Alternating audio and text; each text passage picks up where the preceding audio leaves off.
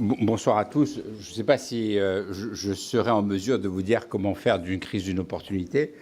En tous les cas, je vais essayer de partager un peu notre expérience et ce qu'on a fait récemment. Ce que je voudrais d'abord, c'est remercier Google d'avoir bien voulu m'inviter à partager ce moment avec vous. J'ai regardé un petit peu ce que vous avez fait cet après-midi. D'abord, bravo.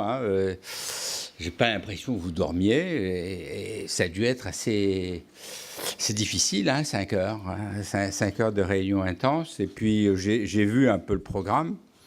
Alors j'ai beaucoup regretté d'avoir manqué mon ami Joël de René parce que cet exercice de prospective, la première fois qu'il l'a fait, nous l'avons fait ensemble.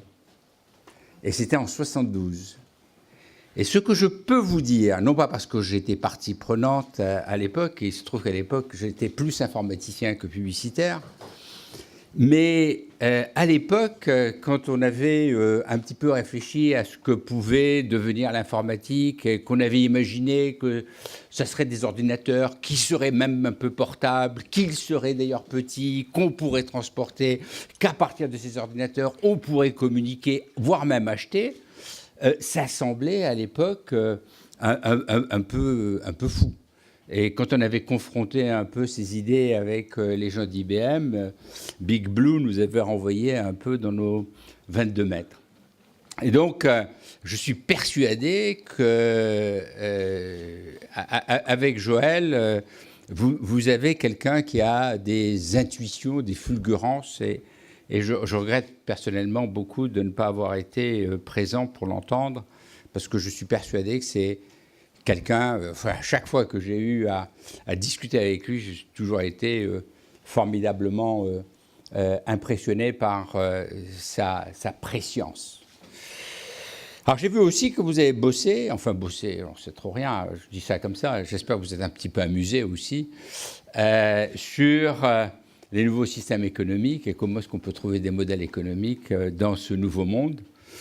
Alors, je veux dire que en ce qui nous concerne, on est assez heureux parce que on travaille un peu à la marge, et quand je dis à la marge, c'est vraiment à la marge, dans tous les sens du terme. Mais il faut bien dire que ce que l'on constate quand on regarde un peu la capacité de monétiser des audiences, la capacité de faire en sorte que un produit qui a été inventé réussit, et ça a été d'ailleurs aussi un peu le débat dans la petite partie que j'ai entendue, à devenir quelque chose qui a une considérable valeur et qu'on n'est pas sur des multiples infinis, sur des valeurs négatives.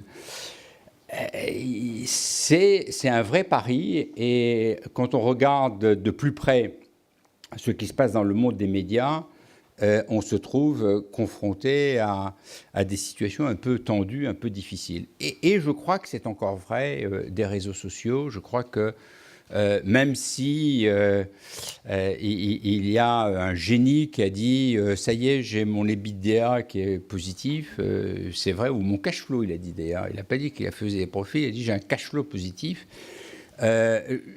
J'attends pour ma part de voir comment il va être possible de monétiser. C'est une invention formidable, c'est quelque chose de magique, d'absolument exceptionnel.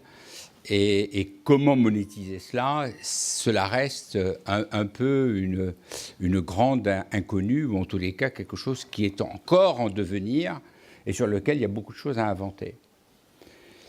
Et quand on regarde un peu le rôle de la publicité, qui est le domaine dans lequel je peux dire quelques mots en n'ayant pas trop l'air idiot, parce que c'est un domaine que je connais un peu, pas beaucoup, mais un petit peu, qu'est-ce qu'on constate? Il y a une première chose qui me fait très plaisir quand je prends du recul. Je me dis, en fait, comme je suis assez intime avec moi-même, je me dis, putain de non, mais je ne le dis pas publiquement, ça c'est vraiment quand je suis tout seul.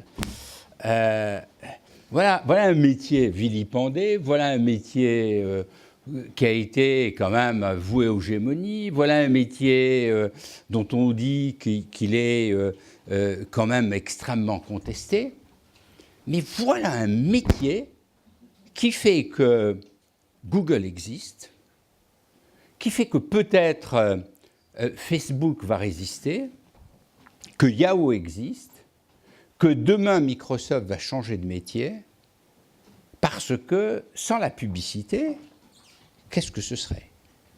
La publicité nourrit le plus formidable laboratoire de recherche au monde sur la toile, et la publicité fait en sorte que la toile existe et que le web existe. Sans la publicité, on peut dire que les choses ne seraient absolument pas développées à cette vitesse, et d'ailleurs ce n'est pas très compliqué, il suffit de voir ce qu'était Google avant l'arrivée d'Eric Schmidt et du changement de modèle.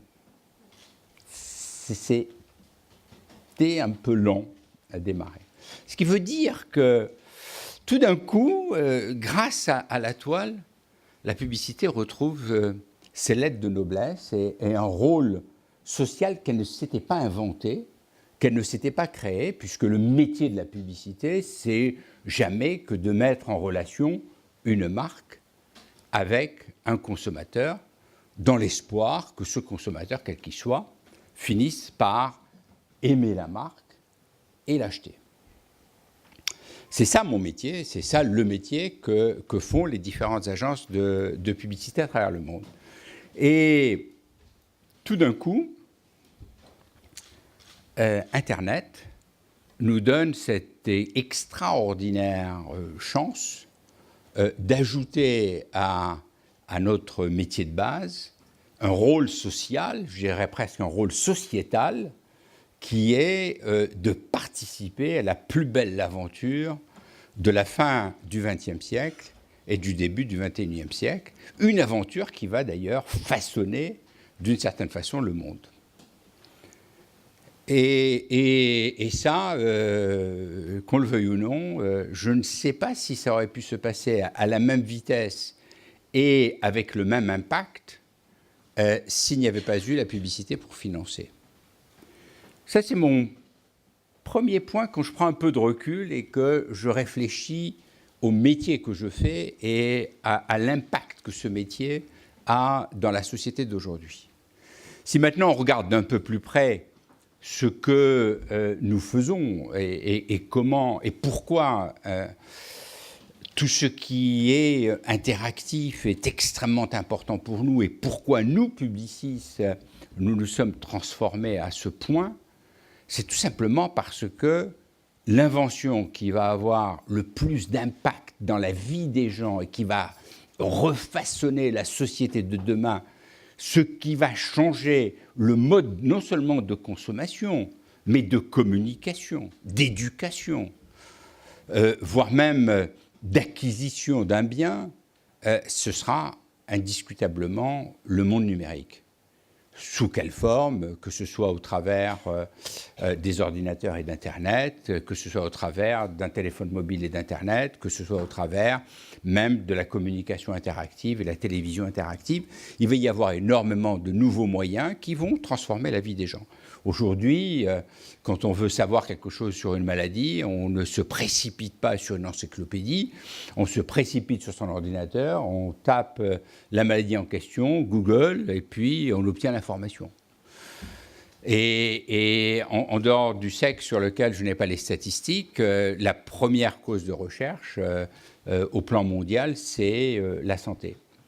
Mais c'est vrai de l'éducation, c'est vrai de l'information, c'est vrai d'un certain nombre de choses. Je ne vais pas vous faire là-dessus un cours sur des choses que vous connaissez encore mieux que moi. Ce qui veut dire que la société de demain sera ou ne sera pas ce que Internet permettra qu'elle soit. On ne pourra pas acheter, on ne pourra pas comparer, on ne pourra pas communiquer, on ne pourra pas s'informer si on n'a pas accès à tous ces moyens de communication.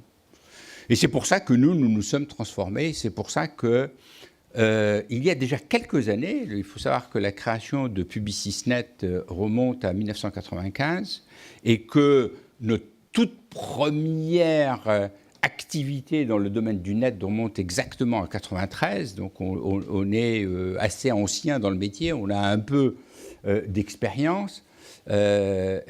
C'est bien pour ça qu'il y a quelques années, nous sommes interrogés sur ce que devait devenir notre métier et que nous avons décidé que nous serons tout digital.